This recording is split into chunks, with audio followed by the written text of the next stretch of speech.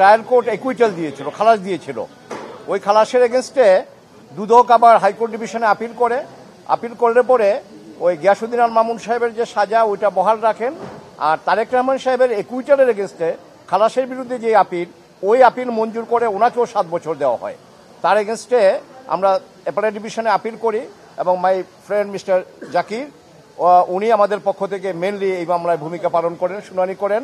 এবং আজকে অ্যাপেলেট ডিভিশনে full court presided by honourable chief justice, এবং উনি আমাদেরকে নির্দোষ সাব্যস্তে গিয়াসউদ্দিন আল মামুন সাহেবকে এই মামলায় খালাস দিয়েছেন।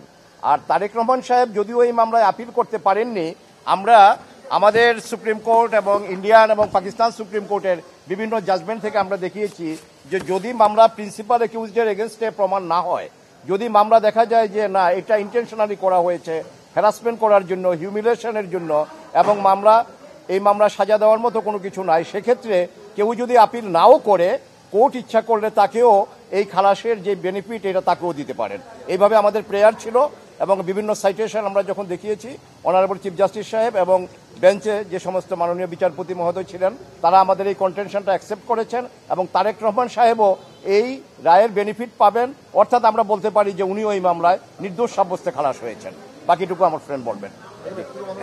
হ্যাঁ, পুরো ব্যাকগ্রাউন্ডটা উনি বলবেন। আপনারা জানেন যে 2009 সালের 26শে অক্টোবর এই মামলাটা দুদক দাখিল করে। জনাব তারেক রহমানের বিরুদ্ধে অভিযোগ ছিল যে উনি একটা ক্রেডিট কার্ড থেকে উনি বিদেশে চিকিৎসার জন্য কিছু টাকা খরচ করেছেন। এই অভিযোগের ভিত্তিতেই ওনার বিরুদ্ধে এই মামলা দায়ের হয় এবং পরবর্তীতে চার্জশিট হয়। 13 জন সাক্ষীর সাক্ষ্য গ্রহণ করে ট্রায়াল কোর্ট। সেখানে আমেরিকা থেকে এফবিআই এজেন্ট গেব্রাকে নিয়ে আসা হয় সাক্ষী দেওয়ার জন্য। উনি যদিও নিজেকে এক্সপার্ট সাক্ষী দাবি করেছেন, কিন্তু উনি বলেন নাই কোথাও যে জনাব তারেক রহমান বা গিয়াসউদ্দিন আল মামুন মানি লন্ডারিং সাথে জড়িত ছিল।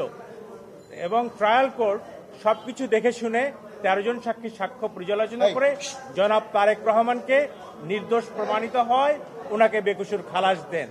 কিন্তু রাজনৈতিক প্রতিহিংসার কারণে তৎকালীন দুদক, এই ইন্ডিপেন্ডেন্ট সংস্থা, ওনারা হাইকোর্ট ডিভিশনে অ্যাপিল করে এবং অ্যাপিলে গিয়ে এই মামলার শুনানি হয় এবং 130 পৃষ্ঠার যে বিশাল জাজমেন্ট হাইকোর্ট ডিভিশন দেয় সেটা মূলত ছিল একটা একাডেমিক জাজমেন্ট।